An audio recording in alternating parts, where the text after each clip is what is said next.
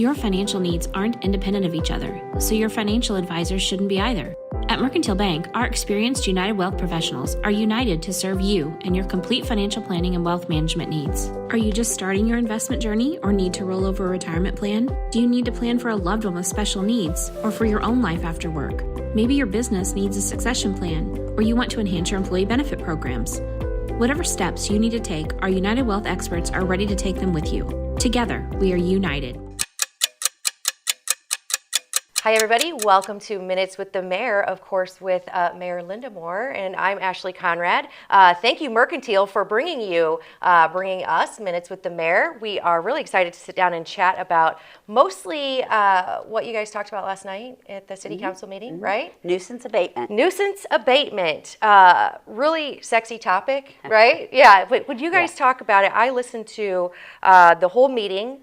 It was on social media, which is a really nice thing to do. If you can't make it to the meetings, I recommend checking it out. The meat and potatoes was nuisance abatement. Right. Can you tell me what that is? I think everybody kind of understands a little bit about it, but... Great. We have a city code that says property owners need to do certain things, like keep your grass cut to under 10 inches, put trash in receptacles on the pickup days, put recycling in the recycling containers at the 3 locations, keep your yard neat and tidy and everything in a proper place. But we have a lot of residents who either can't or don't follow those simple rules. Right. So when that happens, somebody will call us and make a complaint. Our inspectors then go out and check out the property to make sure it is a legitimate complaint. And then they will give the homeowner notice, or the landlord in case of a rental place, that simply says, you know, here's our ordinance, here's what the code says, you're in violation of this ordinance, you have 7 days to fix the problem. Right. If you don't fix it in 7 days, we're going to come back and fix it. Right. And charge you the cost. Okay. Well, a lot of times people are like, I'm not going to cut my grass. Let them cut it. They'll cut it once a month, and they only charge $60 a man hour. So if it's $120 a month, that's cheaper than going and hiring somebody to cut the grass. Well, we're going to be raising the rates. I'm hoping we can do it by July 1st, but definitely by August 1st. Okay. We've had the $60 per man hour rate for at least 28 years, maybe more. So it's time that we raise the rate. And that rate has to include not just manpower, but also the use of equipment, any fuel that we might need for, equipment or lawnmowers, if we have to take something to the dump because it's excess trash or something like that. So we do have some other expenses in there as well. So we're likely to go up to about $150 a man hour. Okay. And so people are going to get bigger bills now. Right. So the lesson is don't wait for the city to do it. Take care of your own property. Cut your grass. Right. Put your trash where it belongs, not in your yard. If there's wooded areas and timber areas that weren't supposed to be wooded areas, but you just let the vegetation grow, take care of that as well. Right. We know that we have some rental properties that are like that. The tenants want it done. The landlord hasn't done it. We go after the property owners. Okay. So, and if you happen to live in a neighborhood where you know there's an absentee property owner, you might want to warn them because we're coming for them. If they don't clean up their property, we're going to go the court route and let the court make some decisions for us. That's going to get very expensive. Right. For homeowners. Yeah. So if you don't want the big bills, take care of your property. It's all about personal responsibility and taking care of what's yours. Yeah, and quality of life in Quincy as a whole, because you may not think that it's affecting your neighborhood or your neighbors, but it does. Absolutely, it does. Critters, smell, just the general look. It's kind of like that. I don't know if people believe in it or not, but when you don't have a tidy home, it can cause anxiety, right? Oh, So I can absolutely. only imagine living around that. Absolutely. And I think it's important that you mentioned there are people that we know can't take care of that. So if you are having a problem, doing it on your own, let's say elderly or, Handicapped, Right. And we know we have some of those. Sure. We have a number of churches and a number of service organizations who have said, I'll help. Yeah. People that want to take care of their property, but for whatever reason maybe can't, that's where we have service hours and a lot of people who are willing to help out their neighbor. Right. Even if they don't live right next door. Right. But you have to make sure that you call someone Right, because we exactly. don't know what camp you're in unless we know, Correct. right? Exactly. So this goes more towards, so the fines are for the people who just kind of refuse, because we know that when you go out and you so you send the enforcement officer out and they tell them they have 7 days. Right. Well, a lot of times it's taken more than 7 for this to take place, right? It doesn't Correct. just happen overnight. Yeah, it doesn't happen overnight. And some of this is years. Yes. Yeah.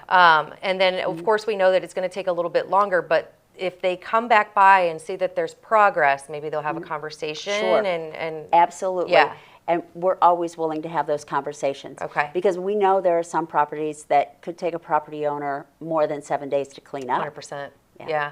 And then, and we're talking about, because we know the different types of nuisances, it covers a broad spectrum of what type of nuisance, but primarily this covers, like you said, the litter or rubbish. Tall grass and litter and rubbish. Okay. Exactly. And- now, this doesn't address minimum housing standards. Right. Yeah. We're still working on that. That's going to be a bigger... And that's a much bigger issue. That's Yeah. one of the reasons why we wanted to put together the Strategic Housing Task Force. Yes. Because in many of those cases where a property doesn't meet minimum housing standards, if we placard it and close the property, we have another family that's homeless. Right. And we already have a homelessness problem Right. or an unhoused problem in this community. We don't want to add to it.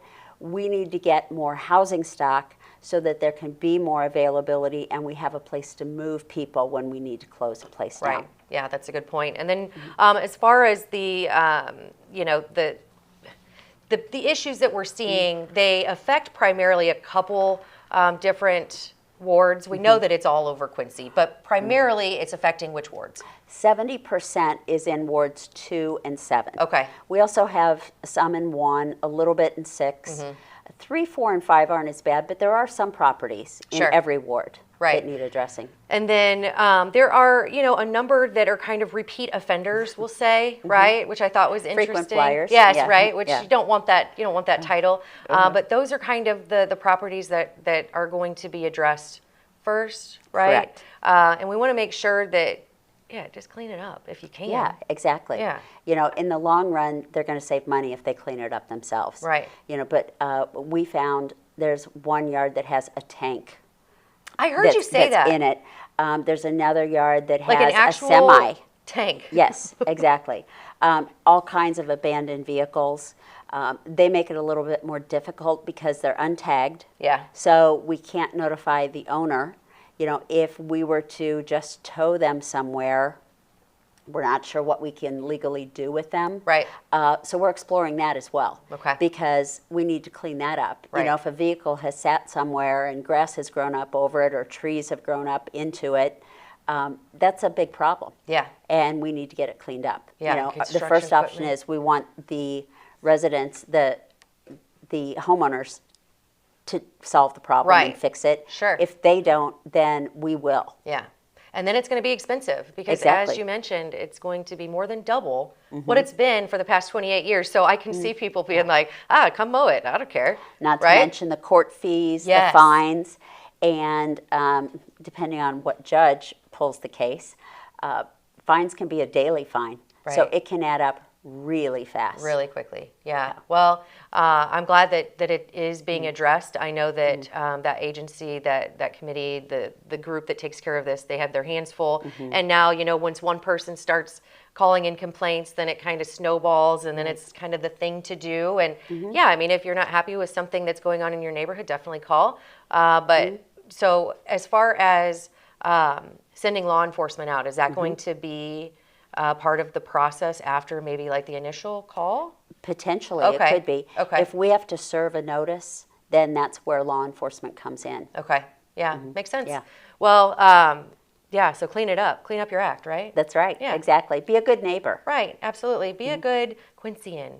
We know you can, That's right? right. Yeah. Exactly. So then you brought up Exactly. housing committee, and one of the other things that you touched on a little bit last night, not in length, but was just the committees that you are bringing on board as mayor of Quincy. Right. And those include what?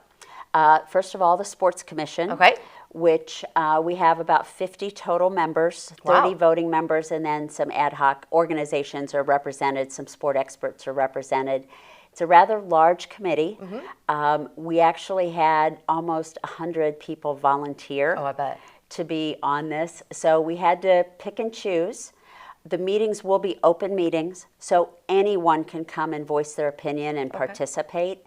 But the first few meetings will probably be a lot of brainstorming, putting together some surveys about what's most needed and what we can get done and how quickly we can get it done. Okay. Eventually, we will probably go to a much smaller, more permanent sports commission. Okay. But for right now, the main task is to identify what we need in the way of facilities, where those facilities might be located, and how we might finance them. Yeah, perfect. Cool. And I love that you got so much engagement. That's going to be. Yeah, exactly. that's gonna And be then on really the cool. housing, the Strategic Task Force on Housing, again, we have almost 50 members. Okay. We had nearly 100 there as well. So we did have to narrow it some, but we tried to get a good cross-section Okay. of landlords and tenants, service organizations, financial bankers Sure. and private equity, concerned citizens, property managers, builders, developers, so that, again, we could do the same kind of thing. We've got the needs study from the United Way from a couple of years ago, so Sure. we know what we need, but it's how do we get there? Right. And what's the timeline to get us there? Where are the properties that we could put multifamily complexes on? Are there areas in town that maybe we need to look at rezoning? And that's another thing that we're looking at over the summer. We know we probably have about 80% of single-family residential zoning in Quincy. That's not unlike other communities Sure. throughout the Midwest. But we need to identify some places where we could put multifamily residential Right. developments. Right. And make sure that, like the diversity of the group, because the size, they are rather large, but to make sure that you're getting voices from all camps to make sure that Correct. everything is in the best interest of not just one, Right. private interest group. Exactly. Which I think is important. Right. Yeah. And I'm sure both committees are going to have subcommittees as Okay. well. Yeah. Yeah. Just because both are such a big task that by breaking down the task and giving each group something a little different, and they come back together to Yeah. put together their recommendations. Yeah, that otherwise you kind got of makes 50 sense. people just kind of chattering and Right. throwing their ideas out, which is great, but it's hard to listen to Exactly. when you get too many things. So Right. yeah, I'll be interested to see how that all shakes out. Very, very cool. And then, of course, I want to end on a good note. So Chief Adam Yates had some good news last night. He sure did. Our Quincy Police Department has received Tier 2 ILEAP accreditation, Okay. which that's the professional standard for police departments. Tier 2 is the highest level of accreditation you can get. Okay. So I'm very proud of the entire team at the police department. Erica Scott and Michelle Flays really led the charge there to Nice make this work. happen for them. Yeah. So the two of them did a wonderful job, but the entire department really contributed to this. Sure. And ILEAP stands for Illinois Law Enforcement Accreditation Program. Okay. So ILEAP, they're Tier 2 accredited now, so And it's kind of it's rare. a big deal. Yeah, it's kind of rare in 5%, Illinois. Yeah. only 5% achieve this. Well, kudos to yeah. QPD and everyone who made that happen. Yeah, big congratulations to all of you. Standing ovation I saw last night, which is really, really cool. So always love talking to you. You have Thank so you. much going on. It seems that from my standpoint anyway, you're doing a fantastic job. So I say Thank keep you. that There's a lot of work to do. I was gonna say, there's a lot of work to And we're going do. to keep on keeping on. And, Yes. I would ask for people's patience Yeah. as we get to things. Some things become more important than others Absolutely. for whatever reasons. But the guys and gals are plugging away and we're getting things done. You are. I see that. It's evident. So we appreciate you. We appreciate all of the councilmen and women. Thank you again for coming on. Thank you, Mercantile, for allowing us to bring Minutes with the Mayor to everyone in Quincy and the surrounding areas. And thank you to all of you for tuning in. Thank you so much, Mayor Linda Moore. I look forward to speaking with you again. Thanks. All right. All right. I think that does it for Minutes with the Mayor. Thank you again, Mercantile, and thank you to all of you for tuning in. Your financial needs aren't independent of each other, so your financial advisors shouldn't be either. At Mercantile Bank, our experienced United Wealth professionals are united to serve you and your complete financial planning and wealth management needs. Are you just starting your investment journey or need to roll over a retirement plan? Do you need to plan for a loved one with special needs or for your own life after work? Maybe your business needs a succession plan or you want to enhance your employee benefit programs. Whatever steps you need to take, our United Wealth experts are ready to take them with you. Together, we are united.